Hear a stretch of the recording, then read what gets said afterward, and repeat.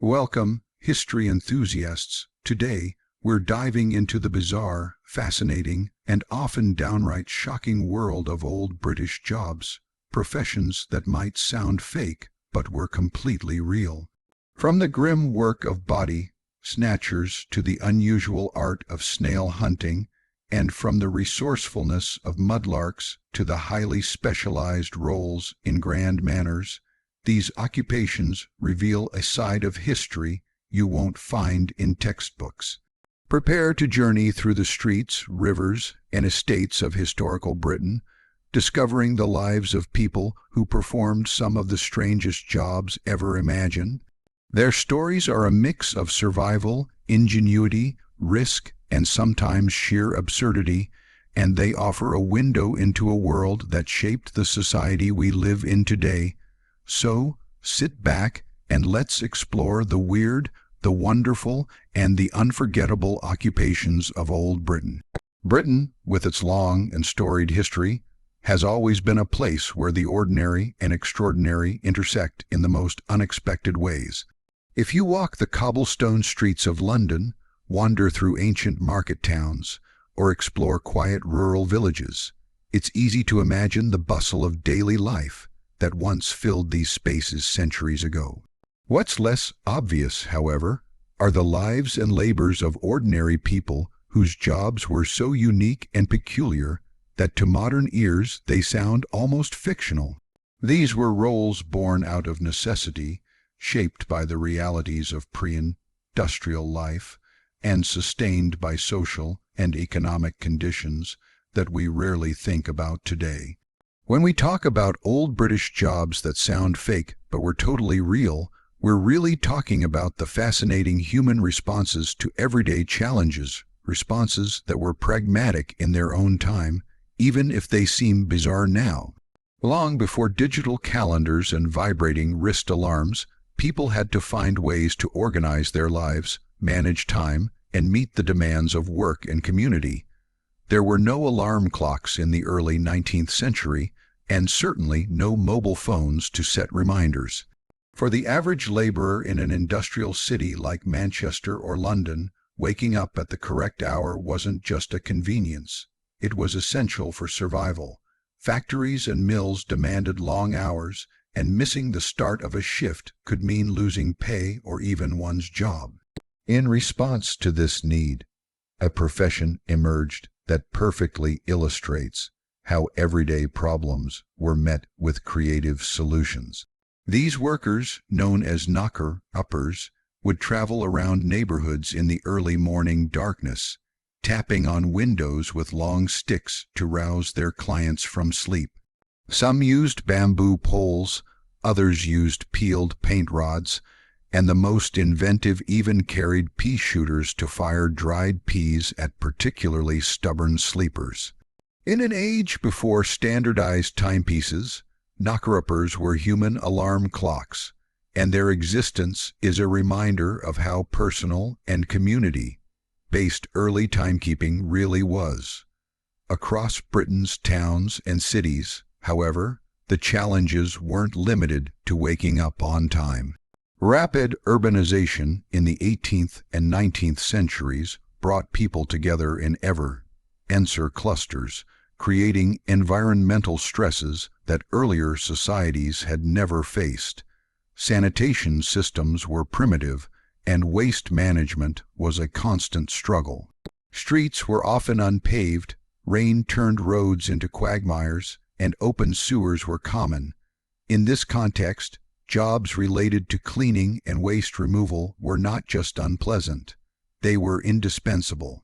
One of the most infamous of these roles was that of the Gong Farmer. The name itself sounds whimsical now, but the reality of the work was anything but. Gong Farmers were responsible for emptying cesspits and privies, often under the cover of darkness because the smell was unbearable and the work socially stigmatized. They labored at night to avoid the heat of the day, collecting human waste and transporting it outside the city walls for disposal or use as fertilizer. In a world without modern plumbing, these workers performed a crucial public health service. even though their efforts were often overlooked or dismissed in official records.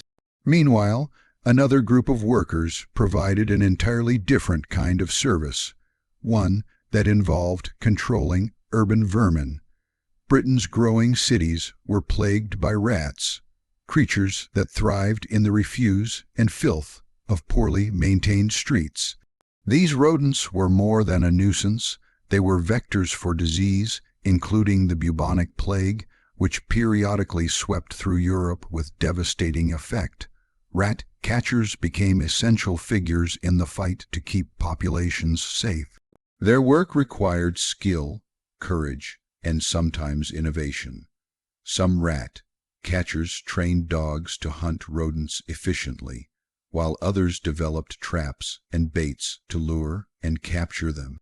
The job was dangerous.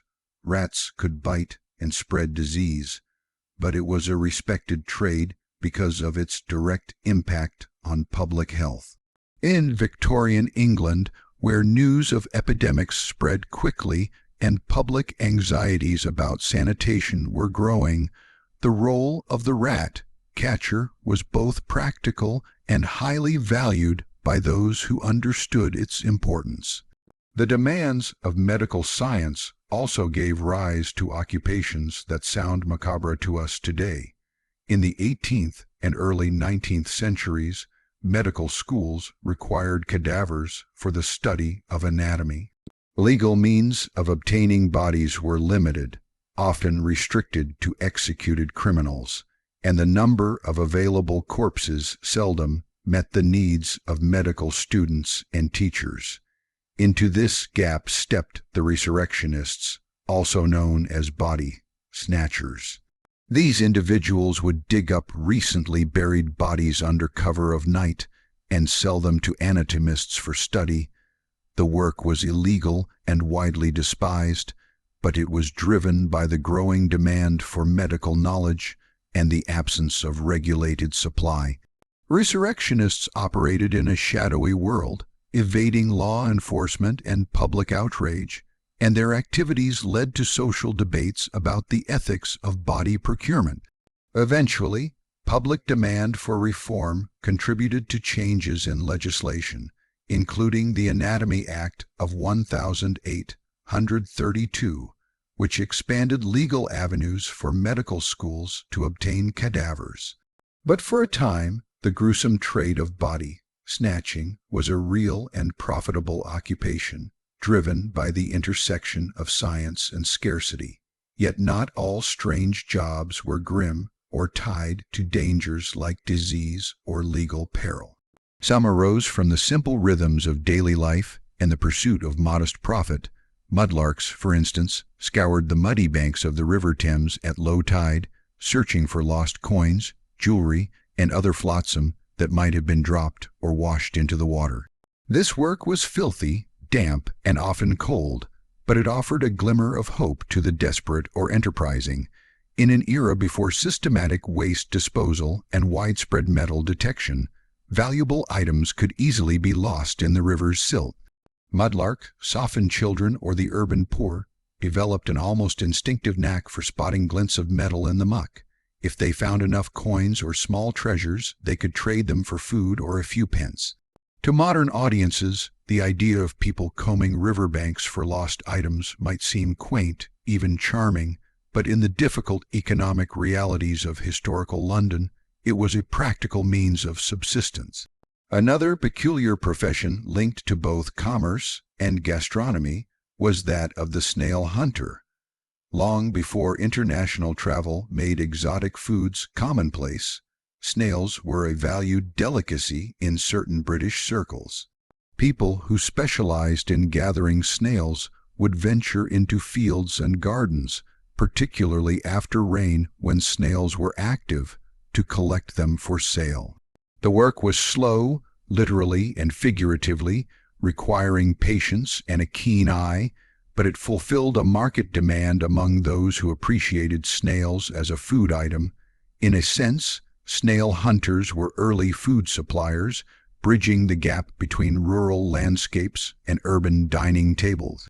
The fact that such a job existed underscores the diversity of tastes and the complexity of local food economies long before globalization made a wide range of culinary choices available. There were other jobs that grew out of specific cultural or social practices.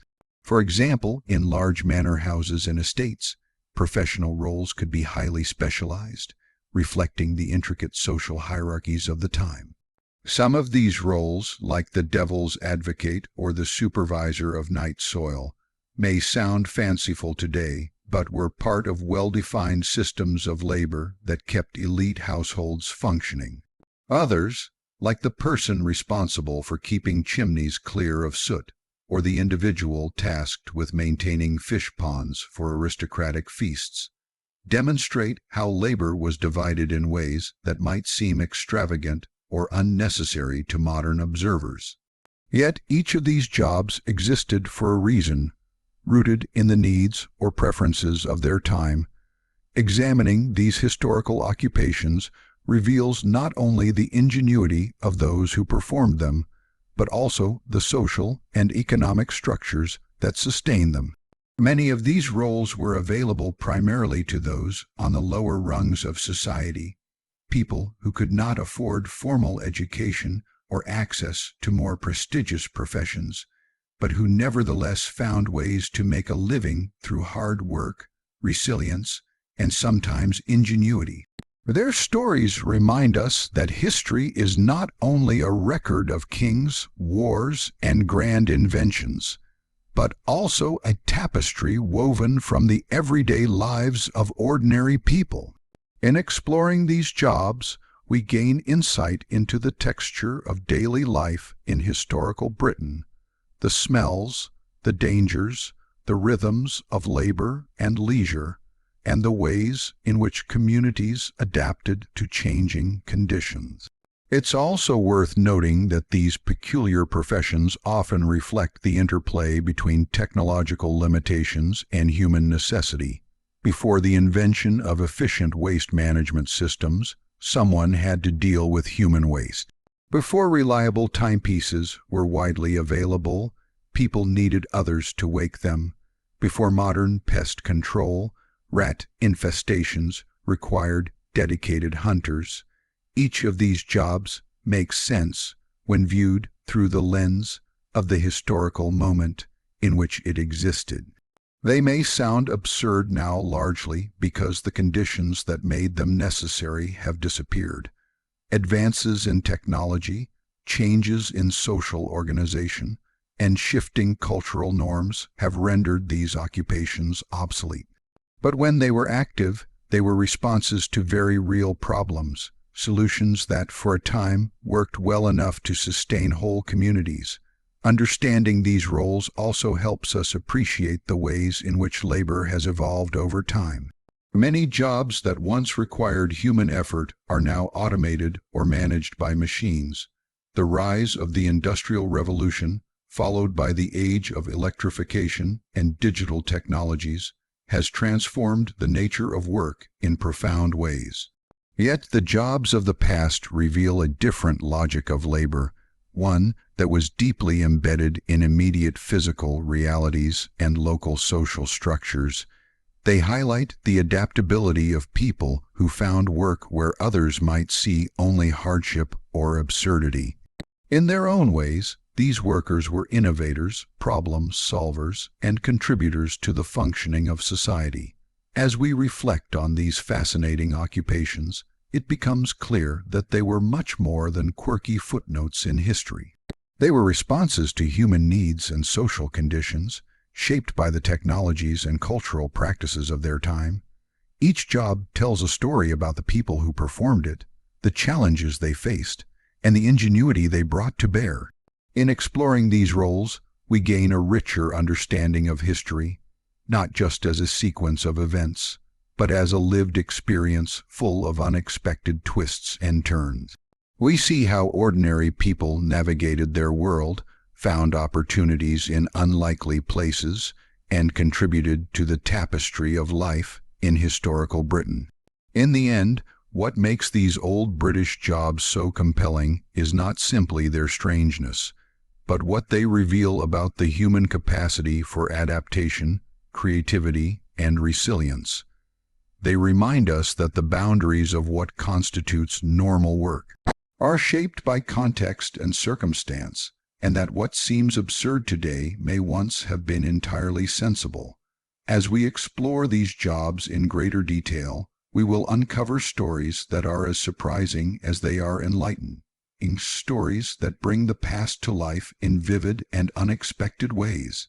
Before the era of alarm clocks, smartphones, and any form of automated wake-up devices, people relied on human ingenuity to manage their daily schedules. The knocker-upper, also sometimes referred to as a knocker-up, was a profession that arose out of necessity, fulfilling a very practical role in society, waking people up on time. To contemporary ears, the idea of someone being employed to tap on windows might sound comical, quaint, or even fictional, but in historical Britain, this was an essential and respected service. Imagine the life of a factory worker in the 19th century: long hours, low wages, and strict punctuality demanded by employers.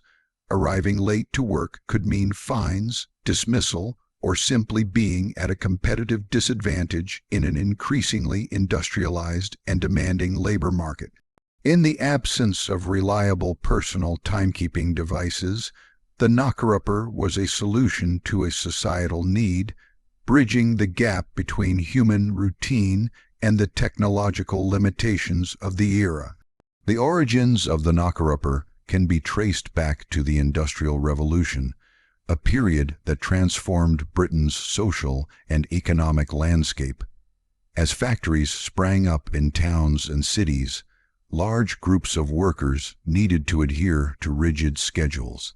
Unlike today, where personal alarms are cheap and widely available, early 19th century clocks were often expensive, unreliable, or simply unavailable to the working class.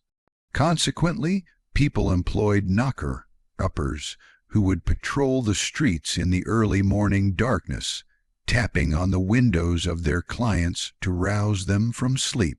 These workers were equipped with long sticks, sometimes bamboo poles or paint rods, which allowed them to reach upper-story windows without climbing onto roofs or balconies. In some cases, knocker-uppers even carried pea shooters and other small projectiles to wake particularly deep sleepers, a testament to the creativity and inventiveness required for the job. The work of a knocker-upper was not simply about tapping on windows. It required timing, coordination, and social awareness.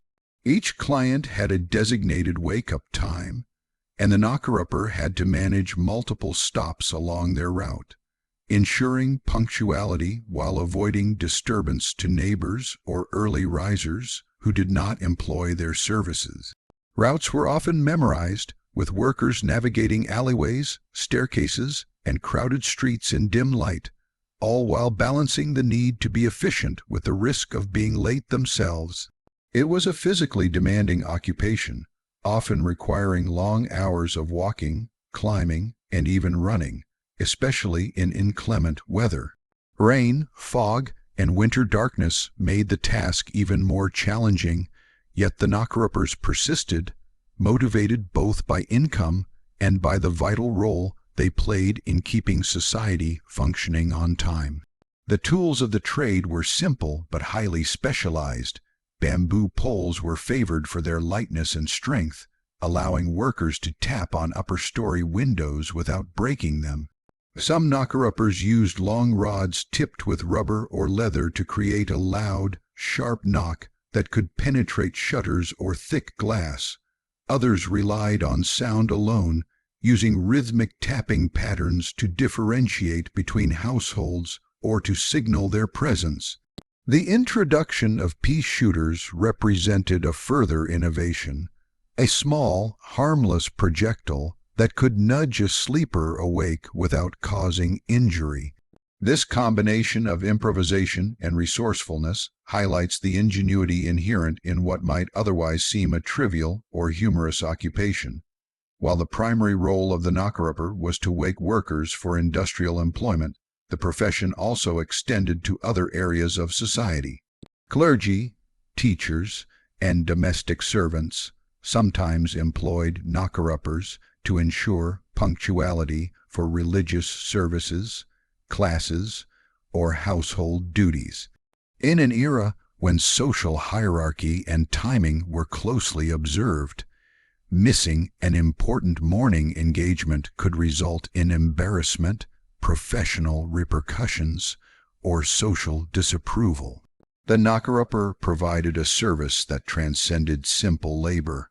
They maintained social order and contributed to the smooth functioning of daily life across different strata of society.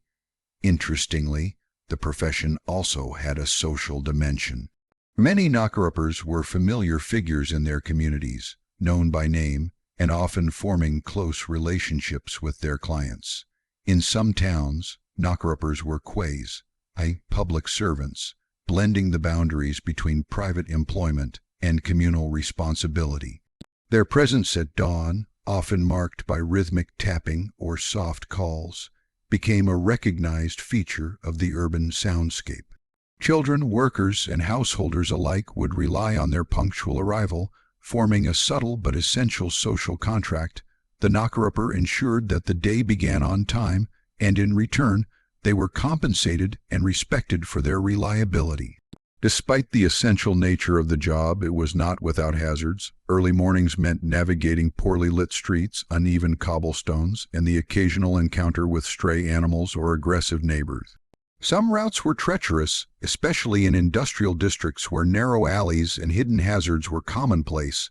The physical exertion involved in climbing stairs repeatedly, carrying long poles, and covering large areas on foot made the profession demanding. Yet, those who undertook it often found a sense of pride in their work, knowing that they were performing a task that society depended upon. Over time, the role of the knocker-upper evolved in response to technological changes. The advent of affordable and reliable alarm clocks gradually reduced the demand for human wake-up services, yet the profession persisted in some areas well into the 20th century. Anecdotal records from the early 1900s describe knocker-uppers still walking their routes in industrial towns, tapping on windows, and sometimes calling out the time. In some instances, they adapted by combining roles, such as delivering newspapers along their routes or performing small errands for clients, demonstrating flexibility and entrepreneurial spirit.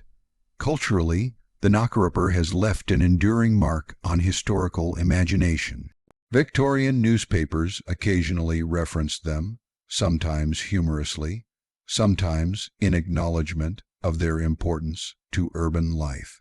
Literary references and anecdotal accounts capture the rhythm of early mornings, the fog-laden streets, and the unique sounds of tapping sticks and rolling pea shooters. They represent a fascinating intersection of necessity, human ingenuity, and community dynamics, offering insight into how societies adapt to technological limitations. Moreover, the profession exemplifies the broader context of labor and innovation in historical Britain. Jobs like the knocker-upper highlight the resourcefulness of ordinary people and the ways in which social needs create opportunities for novel forms of employment. Unlike many modern occupations, which are often defined by education, credentials, or corporate structures, the knocker-upper was defined by reliability, resourcefulness, and social awareness. It demonstrates how human creativity can emerge in response to the most basic challenges, like waking up on time, and turn a seemingly simple task into a full-fledged profession. To truly appreciate the role of the knocker-upper, it is important to situate it within the daily life of industrial Britain. Cities were waking up long before the sun rose. Factories and workshops prepared for shifts that began in the pre-dawn hours, and households relied on the rhythm set by these early risers. The knocker-upper was both a participant in and a regulator of this rhythm, ensuring that human activity could align with industrial schedules. Without them, the efficiency of factory labor, the punctuality of clerical workers, and the organization of domestic routines might have been compromised. They were, in essence, human cogs in the machinery of society, indispensable yet often overlooked in historical narratives. The social perception of knocker-uppers also varied across regions and communities. In some industrial towns, they were viewed with respect and gratitude, their presence ensuring the smooth running of everyday life. In other areas, particularly where their methods were overly enthusiastic or intrusive, they might be the subject of playful annoyance or mild irritation. Despite this, their overall contribution to society was recognized, and they were compensated for their services, reflecting a pragmatic acknowledgement of their value. Anecdotes from historical accounts provide vivid glimpses into their daily routines. One record describes a knocker-upper in Lancashire who would rise at 3 in the morning, navigating foggy streets and knocking on windows for hours before the city had fully stirred. Another account tells of a worker in Manchester who employed a combination of long rods and musical tapping patterns, turning the task of waking clients into a kind of performance art. These stories reveal not only the challenges of the work, but also the ingenuity, personality, and adaptation that were central to its practice. Even beyond the physical act of knocking on windows, knocker-uppers had to manage social nuances. They had to know when to wake particular clients, how to approach households with multiple residents, and when to adjust their methods for those who were particularly deep sleepers or sensitive to noise. This required interpersonal skills, observation, and sometimes creativity in problem solving. It was a profession that blended physical labor, technical skill, and social intelligence in a way few modern occupations demand simultaneously. In addition, the knocker-upper serves as a symbol of a society in transition.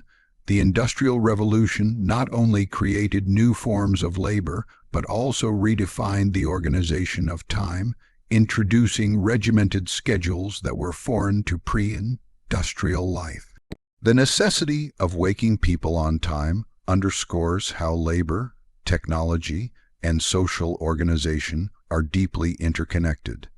It highlights a period in which human effort was mobilized to support industrial efficiency, long before machines and devices could take over these functions.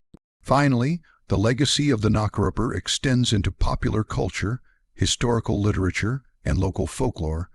They are remembered with a mixture of nostalgia, curiosity, and humor, emblematic of a time when communities depended on human ingenuity to meet practical challenges.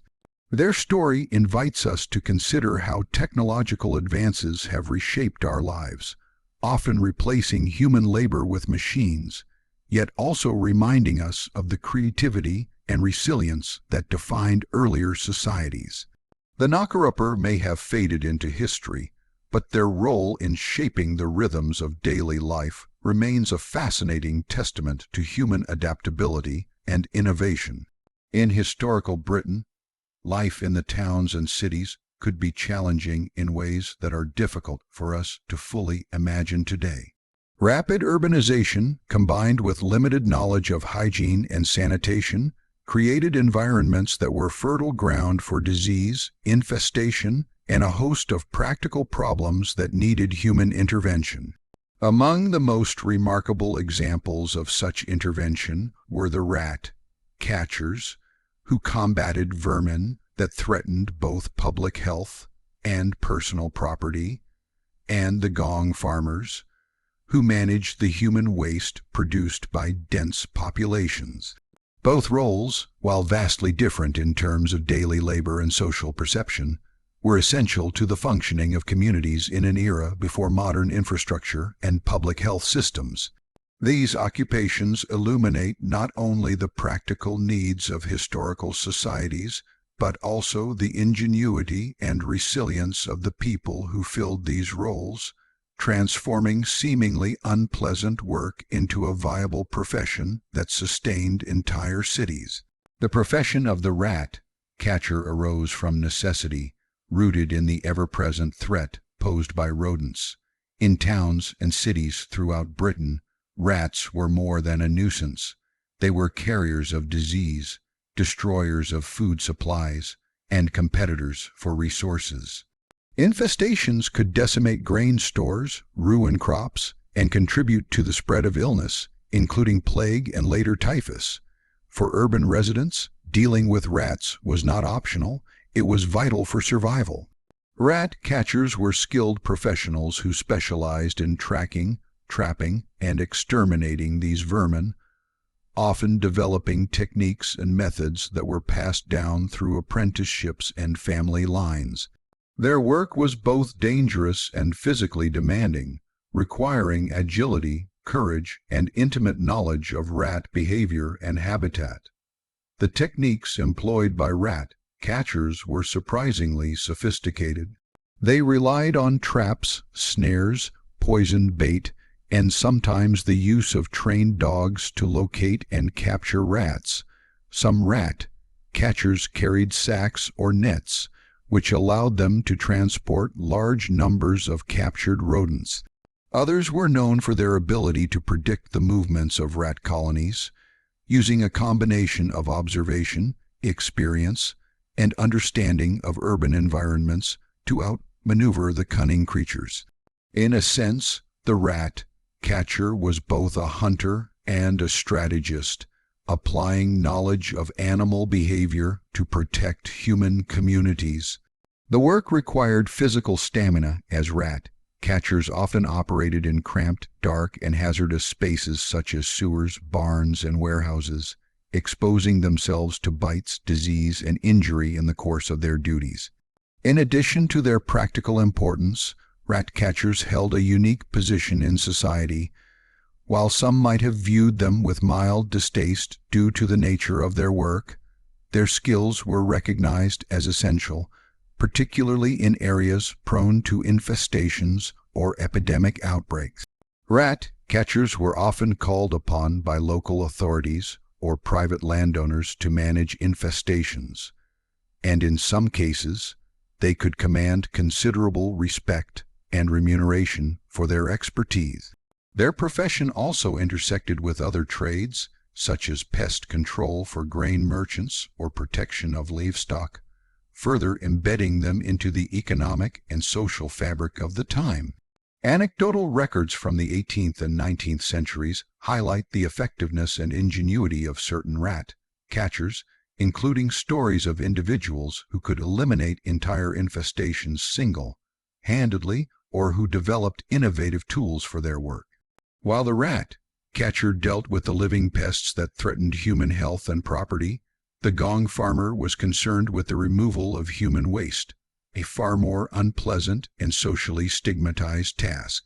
In medieval and early modern Britain, sanitation infrastructure was rudimentary at best.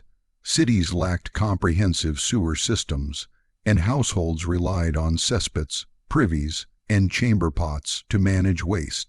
Over time, these cesspits filled and required emptying, a job that fell to the Gong farmer.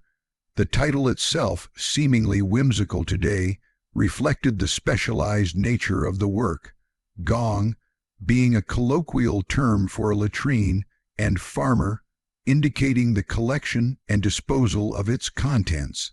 The work was universally recognized as dirty, dangerous, and socially marginalized, yet it was indispensable for maintaining urban hygiene and public health. The daily life of a Gong farmer was arduous. They worked primarily at night, when the stench was less offensive to the general populace and social interactions were minimized. Equipped with shovels, buckets, and wheelbarrows, they would descend into cesspits, remove the accumulated waste, and transport it beyond city limits. The waste was often sold or repurposed as fertilizer. creating a small but vital economic loop. Despite the low social status associated with the job, Gong farmers were compensated for their labor, and in some cases, they could earn a reasonable living due to the indispensable nature of their service. The work required physical strength, stamina, and a tolerance for filth, and those who excelled in the role often developed techniques for efficiency and odor management, such as specific tools or procedural methods for rapid removal. The existence of Gong farmers also highlights the intersection between labor, health, and societal hierarchy. Sanitation was a communal problem that required specialized solutions, yet it was rarely addressed by the state or governing authorities in an organized fashion until much later in history. This created a niche for laborers willing to undertake tasks that others found repugnant. Gong farmers, therefore, were part of a larger system in which human labor compensated for technological and infrastructural limitations, sustaining the functional and sanitary needs of growing urban populations. Their work ensured that communities could survive and thrive despite the challenges posed by dense habitation and limited public health knowledge. Both rat catchers and Gong farmers illustrate the way in which necessity drives the creation of specialized professions. They also underscore the challenges of urban life in historical Britain, where disease, filth, and infestation were constant threats. While these jobs are often remembered today for their strangeness or perceived grotesqueness, in their historical context, they were rational, practical, and essential. The workers themselves developed skills, tools, and strategies that reflected ingenuity, adaptation, and a deep understanding of the environment and its hazards. Their contributions to public health, economic stability, and urban management were substantial, even if they were rarely celebrated in mainstream historical narratives. Social perception of these professions varied. Rat catchers, for example, were sometimes admired for their skill and bravery, while Gong farmers were often viewed with a mix of respect for their indispensability and disdain for the nature of their work. Anecdotes from historical texts describe the colorful personalities who populated these trades, individuals who were both resourceful and resilient, navigating social stigma and physical danger with determination. Some rat catchers became local legends for their ability to eradicate infestations rapidly, while certain Gong farmers were renowned for efficiency or innovation in waste removal techniques. These narratives reveal the human dimension of professions that might otherwise be reduced to abstract historical facts, bringing to life the daily experiences, challenges, and triumphs of those who labored in obscurity for the benefit of society. Technological changes eventually transformed these professions, though not immediately. Advances in urban planning, sewer construction, and public health initiatives gradually reduced the demand for Gong farmers as cities developed more systematic approaches to waste management. Similarly, improvements in building design, pest control techniques, and public awareness diminished the necessity of traditional rat catchers. However, both professions persisted longer than one might expect, demonstrating the slow pace of infrastructural and social change in certain areas. Even as the Industrial Revolution introduced new technologies and labor practices, these occupations adapted, occasionally integrating additional responsibilities or employing novel methods to maintain relevance. Cultural representations of rat catchers and Gong farmers further reflect their historical significance. Literature, folklore, and local histories frequently mention these workers, often emphasizing the vividness, danger, or eccentricity of their roles. Rat catchers appear in stories as cunning and resourceful figures, navigating the dark alleys of cities with their trained dogs or intricate traps, while Gong farmers are sometimes portrayed with a mix of humor and admiration for their ability to confront filth and odor that others could not endure. These depictions offer insight into societal attitudes toward labor, hygiene, and urban life, highlighting the interplay between necessity, skill, and social perception in the creation of these unusual professions. Beyond the immediate practicalities of their work, both rat catchers and gong farmers also illuminate broader social and economic patterns. Their existence underscores the reliance of historical societies on specialized labor to address fundamental survival needs. It also demonstrates the adaptability of human labor to environmental and technological limitations. In a world without modern sanitation, pest control, or time management systems, individuals stepped into roles that bridged gaps in infrastructure and knowledge, ensuring that communities could function and thrive. Their labor, often physically demanding, socially marginalized, and fraught with risk, was nonetheless essential for maintaining the health, productivity, and stability of society. The story of these professions also intersects with public health history. Rat catchers played a role in controlling outbreaks of disease, mitigating the spread of plague and other rodent-borne illnesses, while gong farmers contributed to sanitation practices that prevented the accumulation of waste and the spread of infections. These roles, though unsung, were integral to the evolution of urban public health systems, demonstrating how human ingenuity and labor can compensate for technological or infrastructural shortcomings. In many ways, they were early public health workers, performing duties that modern systems now automate or manage through engineering and regulation. Furthermore, these jobs provide insight into the rhythms of urban and rural life. Rat catchers often operated at dawn or dusk, tracking vermin when it was most active, while gong farmers primarily worked at night when the stench of waste was less offensive and social interactions minimized.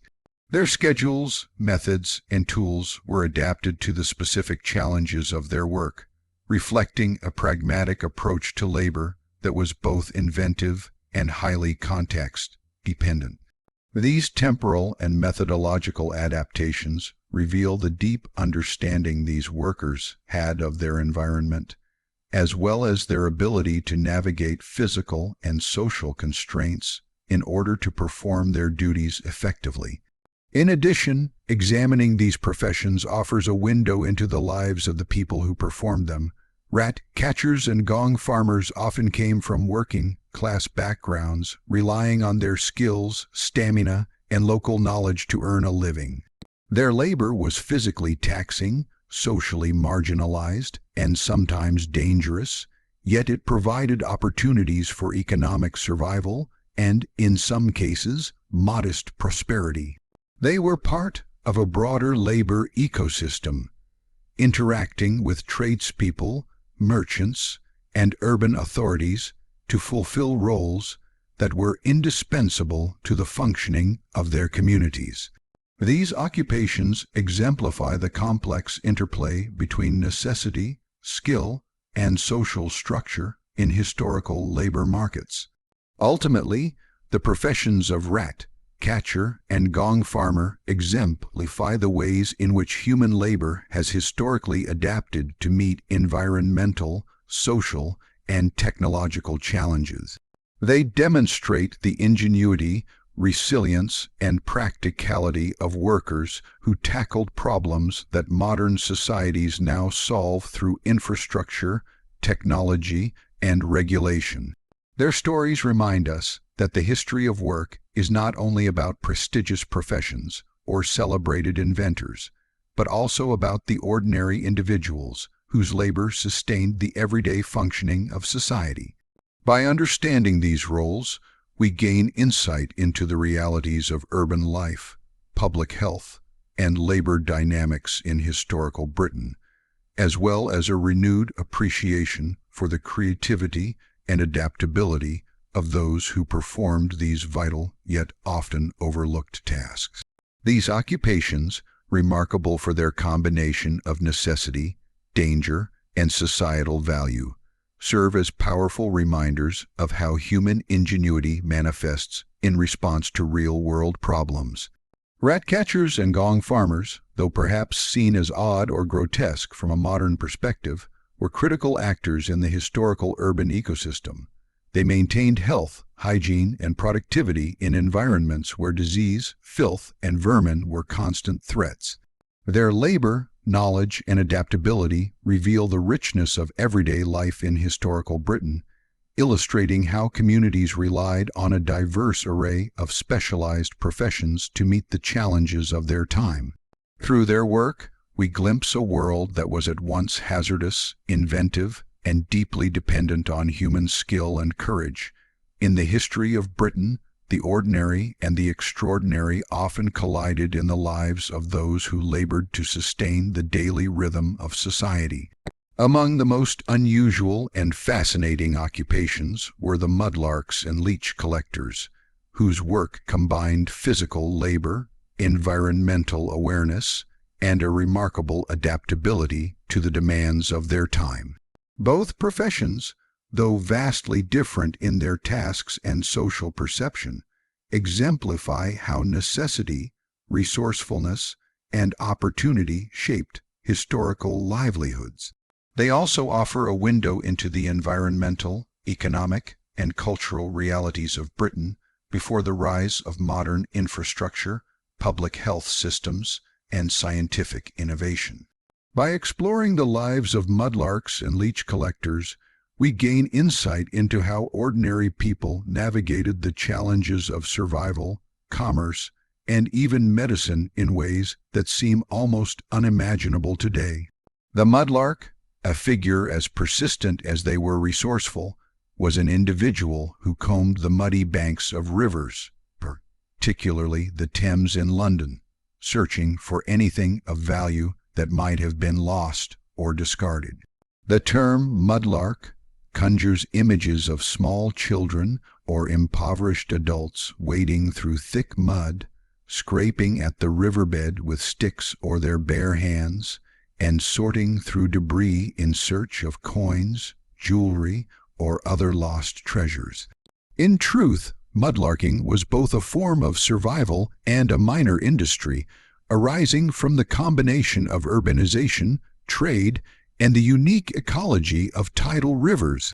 London, as a bustling commercial hub, produced a constant flow of waste, goods, and objects lost to the river, creating opportunities for enterprising individuals who were willing to brave cold, mud, and silt in the hopes of finding something valuable. Mudlarks often came from impoverished backgrounds, relying on this risky and dirty labor to provide food, clothing, or modest income for their families. Children were especially common among mudlarks, as their smaller size allowed them to navigate tight spaces and shallow channels more easily. Historical accounts describe the grim realities of this work. Cold water, sharp debris, exposure to disease, and the constant risk of injury were part of daily life. Yet, despite these hazards, mudlarking offered a measure of independence and agency that other forms of labor did not. It was labor, intensive and physically demanding, but it also provided the possibility of reward in the form of coins, jewelry, or small objects that could be sold or traded. This combination of risk and potential profit created a unique subculture of laborers who understood the rhythms of the river, the patterns of the tides, and the habits of the objects that might be lost along its banks. The work of a mudlark was highly seasonal and influenced by the natural environment. Low tide provided access to areas of the riverbed that were normally submerged, revealing hidden treasures in mud, sand, and debris. Mudlarks developed an intimate knowledge of these tidal patterns, learning when and where to search for maximum results. They also became skilled at distinguishing between objects that were valuable, hazardous, or useless. Coins embedded in mud could be scraped free, jewelry might require careful extraction, and broken tools or fragments could be repurposed or sold as scrap. Their labor was a blend of archaeology, scavenging, and careful observation, a practical art form honed over years of experience. Economic necessity drove much of mudlarking, but the practice also reflected broader social and urban conditions. Industrial London produced vast quantities of goods, many of which were transported via the Thames. The river served as a conduit for trade, waste, and transportation, creating both opportunity and danger. Mudlarks navigated this chaotic environment, balancing the potential rewards of scavenging with the risks of drowning, injury, or arrest. Local authorities often tolerated the activity, recognizing its role in retrieving lost items and reducing debris in the river, though at times they imposed restrictions to prevent accidents or maintain order. Mudlarking was therefore both a marginal and recognized occupation, existing at the intersection of poverty, commerce, and environmental engagement.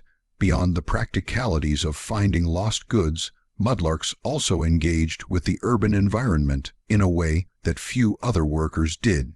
Their knowledge of the river, its tides, and its hidden channels made them informal experts in the ecology of urban waterways.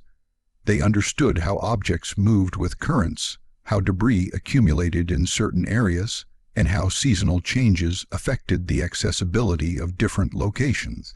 This environmental literacy, born of necessity, allowed them to maximize their chances of finding valuables and demonstrates the depth of knowledge and skill embedded in a profession that might otherwise be dismissed as mere scavenging. In addition to environmental knowledge, mudlarks developed social networks and strategies to enhance their effectiveness.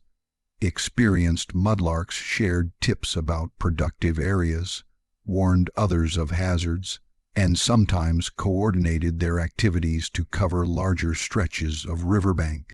In a sense, they formed informal guilds or communities united by shared labor, knowledge, and economic need. Their work was both solitary and social, requiring personal initiative and coordination with others who understood the challenges and opportunities of mudlarking. This combination of individual skill and community learning helped sustain the practice over generations, even as the risks remained high and the rewards uncertain. Mudlarks also interacted with broader social structures. Landowners, merchants, and local authorities recognized the practical benefits of their labor, particularly in cleaning debris from the river and recovering lost property.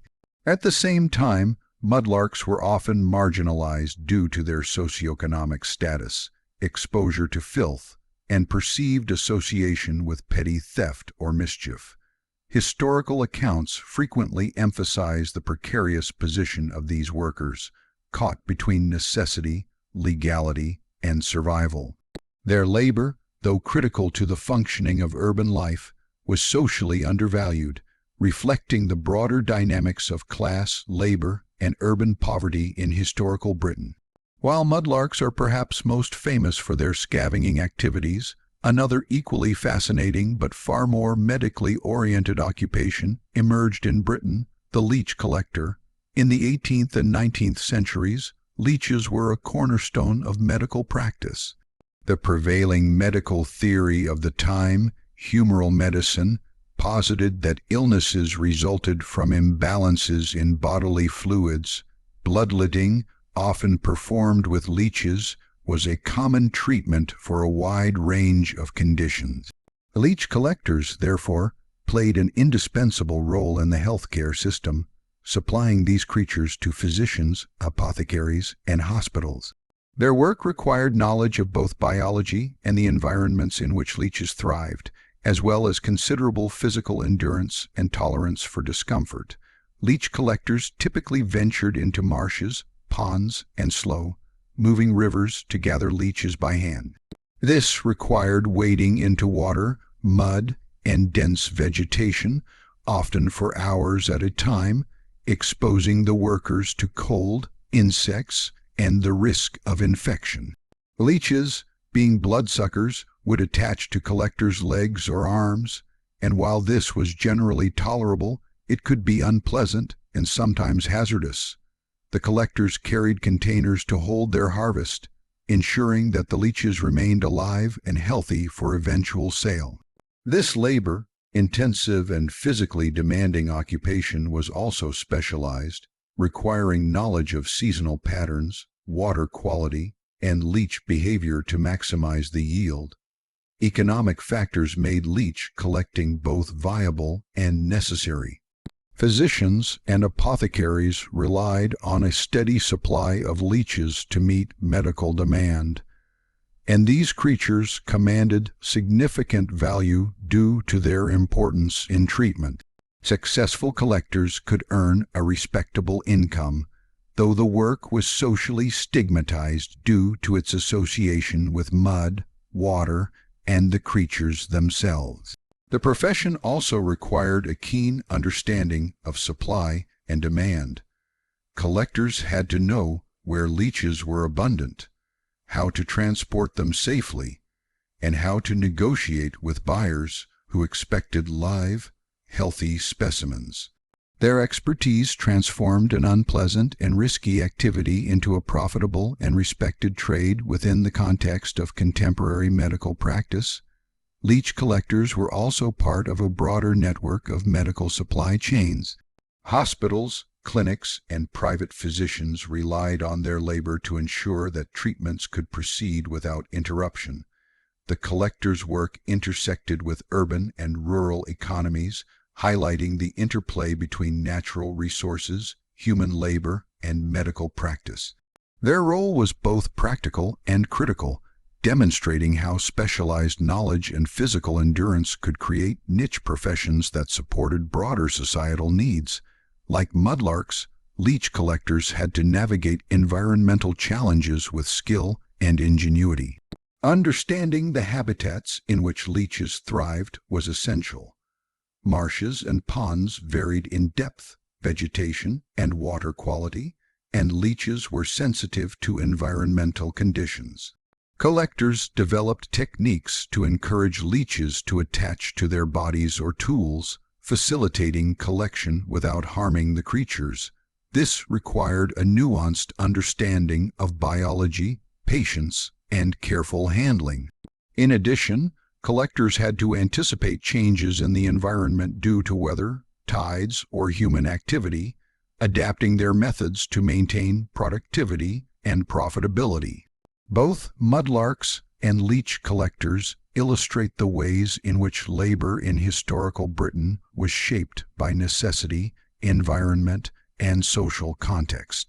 Mudlarks responded to urbanization, commerce, and the constant flow of lost goods, while leech collectors addressed the needs of a medical system reliant on biological resources.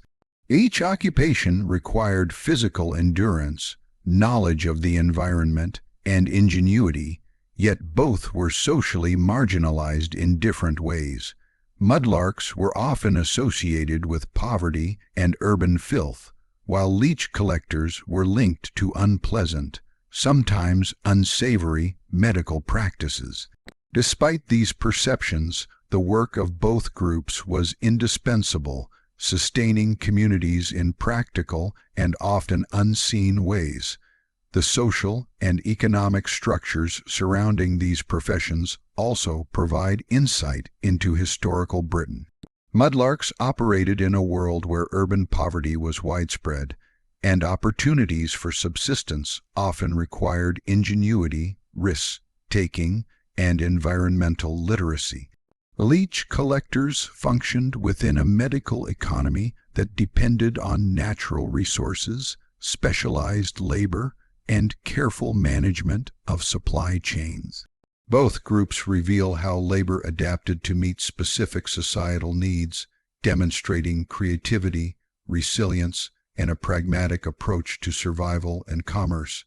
Their stories are emblematic of the broader dynamics of work, class, and resource utilization in historical Britain. Culturally, Mudlarks and Leech collectors left enduring marks on local folklore, literature, and social memory. Writers, historians, and chroniclers often highlighted the colorful, sometimes heroic, sometimes grotesque aspects of their work. Mudlarks were celebrated for their resourcefulness and ability to survive in harsh urban conditions, while Leech collectors were noted for their unique contribution to medical science and the economy of health. These professions captured the imagination because they combined physical challenge, risk, and specialized knowledge in ways that were both fascinating and vital to society. Ultimately, the study of Mudlarks and Leech collectors offers a deeper understanding of how human labor, environmental conditions, and societal needs intersected in historical Britain. These professions, while strange or repellent to modern sensibilities, were logical responses to specific challenges and opportunities. They illustrate the ingenuity, resilience, and adaptability of ordinary people, providing a lens through which we can examine broader patterns of labor, economy, and social structure. By exploring their lives, work, and environments, we gain a richer appreciation of historical reality, recognizing that what may seem bizarre today was once essential, respected, and even innovative. Through the work of Mudlarks and Leech collectors, we see history not as an abstract series of dates and events, but as a living, breathing narrative of human adaptation, skill, and perseverance. Their labor reminds us that survival, commerce, and medicine were all interconnected, relying on specialized knowledge, environmental awareness, and physical effort. They also challenge modern assumptions about what constitutes meaningful or respectable work, demonstrating that necessity, creativity, and expertise can take many forms, even in the most unexpected contexts. As we consider the lives of these extraordinary workers, it becomes clear that their contributions were essential to the functioning of society, even if their work was often marginalized or misunderstood. Mudlarks maintained the flow of commerce, recovered lost property, and navigated urban waterways with skill and ingenuity. Leech collectors supplied vital resources for medical practice, demonstrating knowledge of biology, ecology, and practical labor management. Both occupations reveal the complex interplay between human labor, environmental constraints, and societal needs, offering a vivid picture of life in historical Britain that is as fascinating as it is instructive. In the tapestry of historical Britain, few occupations are as fascinating, unusual, or morally complex as those of the resurrectionist and the snail hunter. At first glance, these roles seem to exist in completely different realms, one dark, macabre, and intertwined with the medical practices of the time, the other seemingly quaint, slow, and tied to culinary curiosity. Yet, both occupations illustrate the ways in which human labor, ingenuity, and social need intersected in strikingly different contexts. By examining the lives and work of resurrectionists and snail hunters, we gain insight into the societal, economic, and cultural realities of historical Britain, understanding how individuals navigated opportunity, necessity, and morality in the pursuit of survival and profit.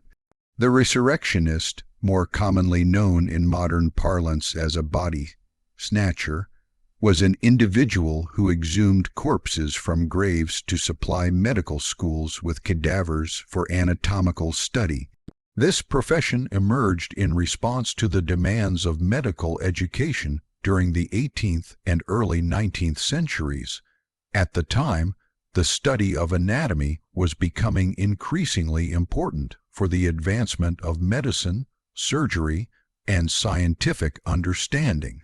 However, legal avenues for obtaining human bodies were severely restricted, typically limited to executed criminals.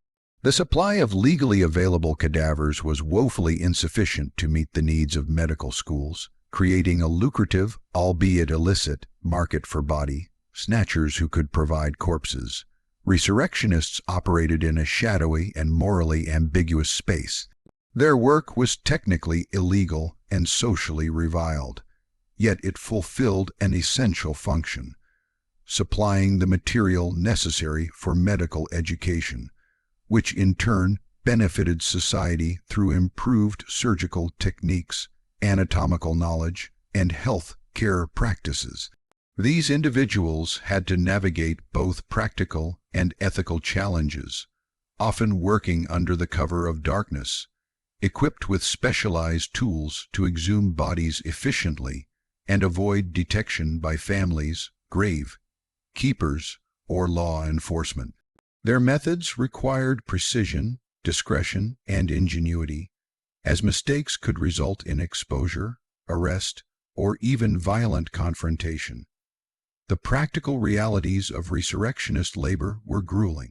Graveyards were often located in poorly lit, uneven terrain, requiring physical stamina, dexterity, and courage. The work involved digging through layers of soil, breaking into coffins, and carefully removing corpses without causing damage. Resurrectionists often operated in teams, coordinating roles such as diggers, transporters, and lookouts to maximize efficiency and minimize risk. Transporting bodies from graveyards to medical schools required secrecy, logistical planning, and sometimes inventive solutions, such as the use of carts or hidden compartments to evade suspicion. Despite the grim nature of their work, resurrectionists were highly skilled, and their knowledge of anatomy, burial practices, and urban geography made them indispensable intermediaries between death and science. The economic incentives for resurrectionists were significant. Medical schools were willing to pay substantial sums for cadavers, creating a market that could support a modestly prosperous lifestyle for those willing to take the risks. Successful resurrectionists could establish reputations for reliability, discretion, and skill, commanding premium prices for the quality and condition of the bodies they provided. At the same time, they had to contend with the constant threat of legal repercussions, social ostracism, and vigilante action from families who discovered desecrated graves.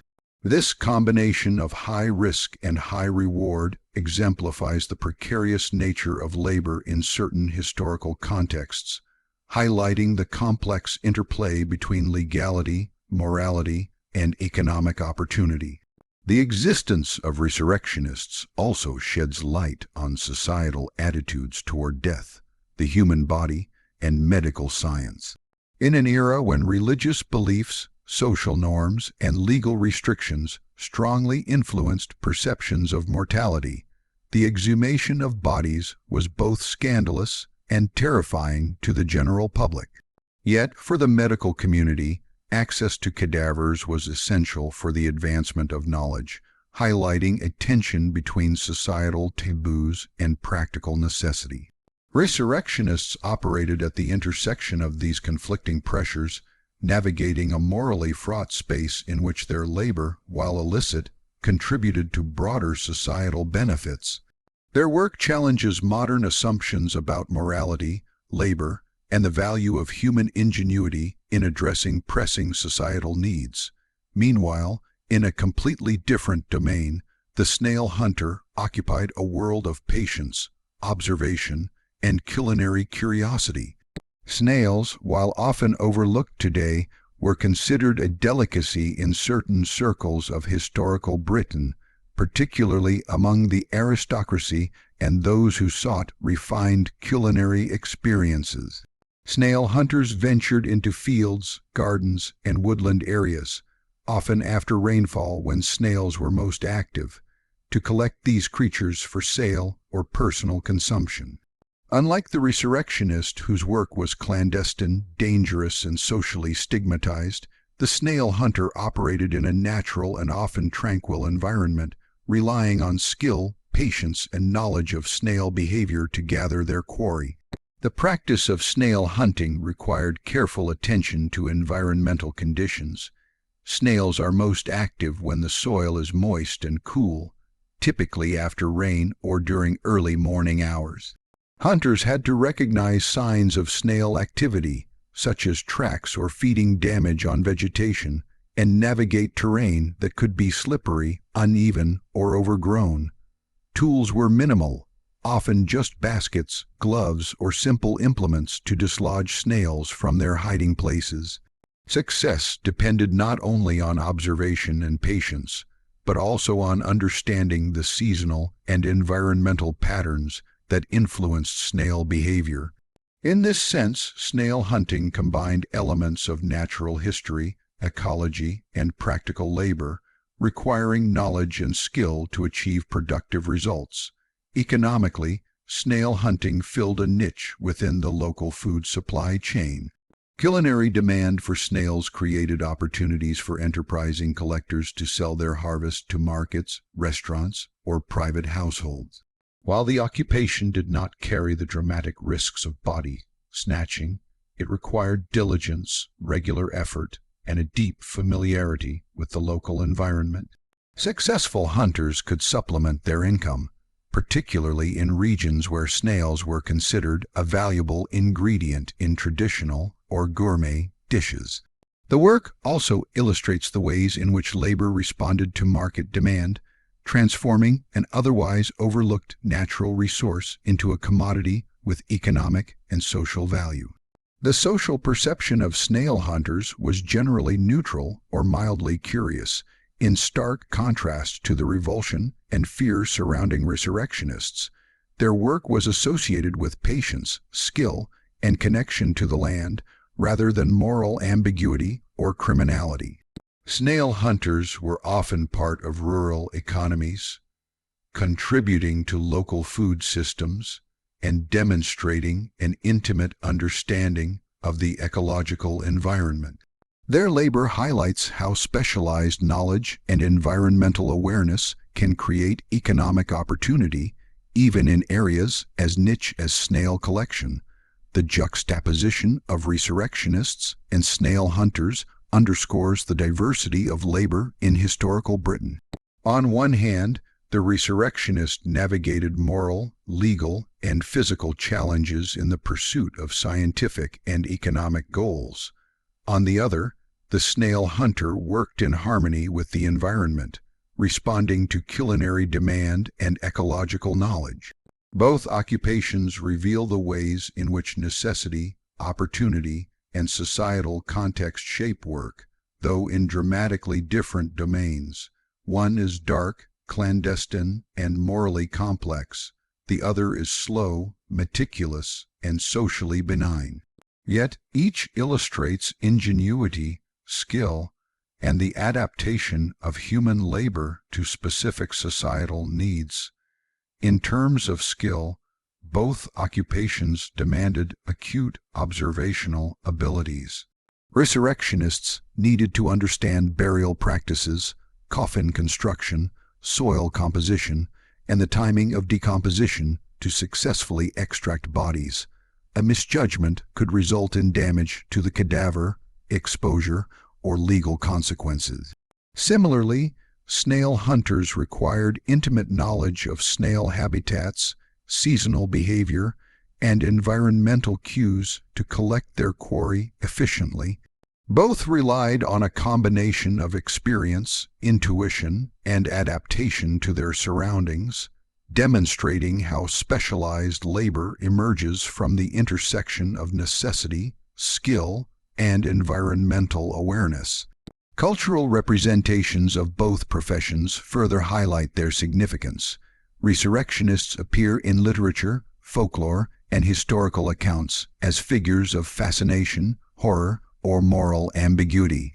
Stories of graveyards raided under the cover of darkness, bodies transported stealthily to medical schools, and clandestine networks supplying cadavers capture the imagination and reveal societal anxieties about death, science, and legality.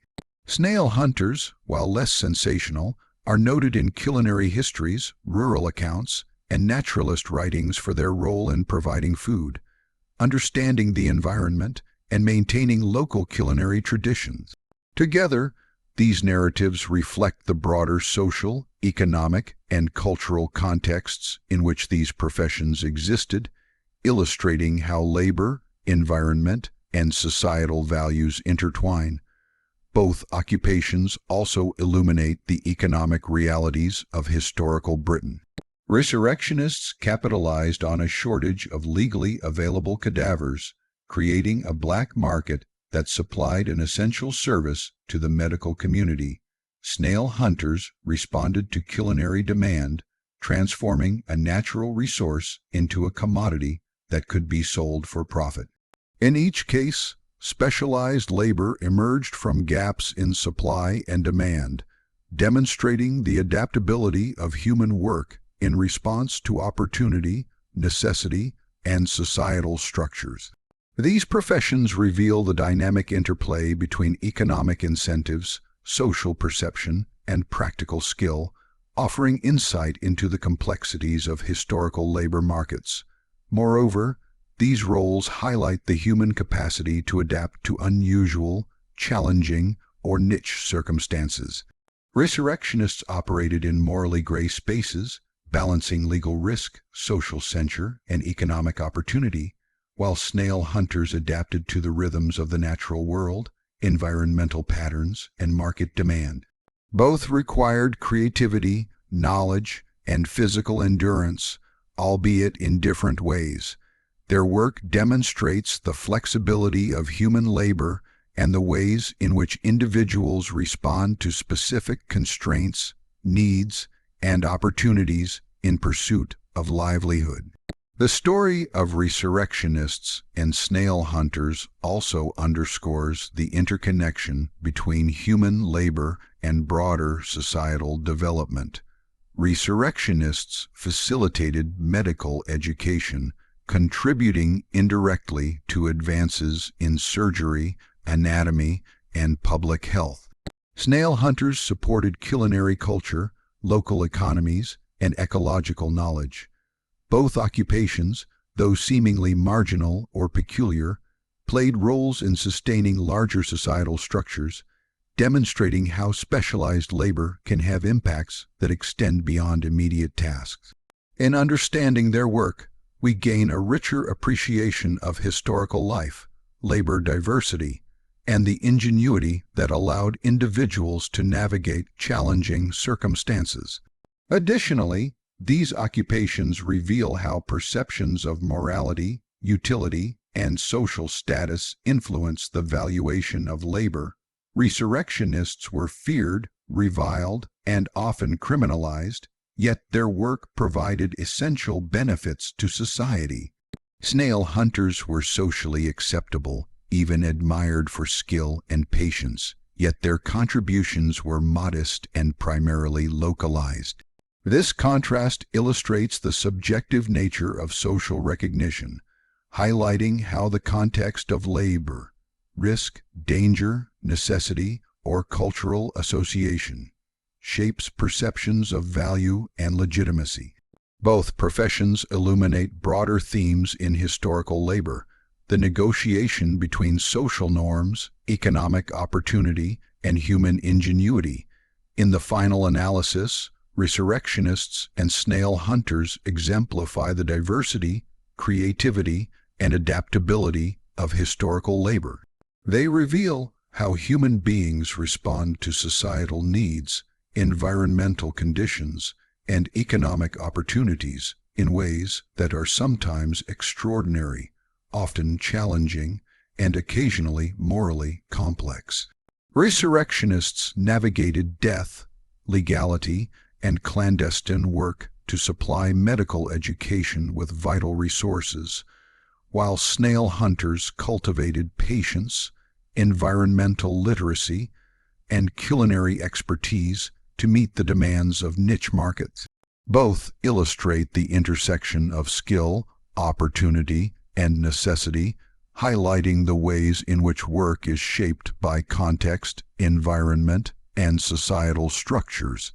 Through their labor, these workers not only sustained themselves economically, but also contributed in tangible and sometimes transformative ways to the development of society.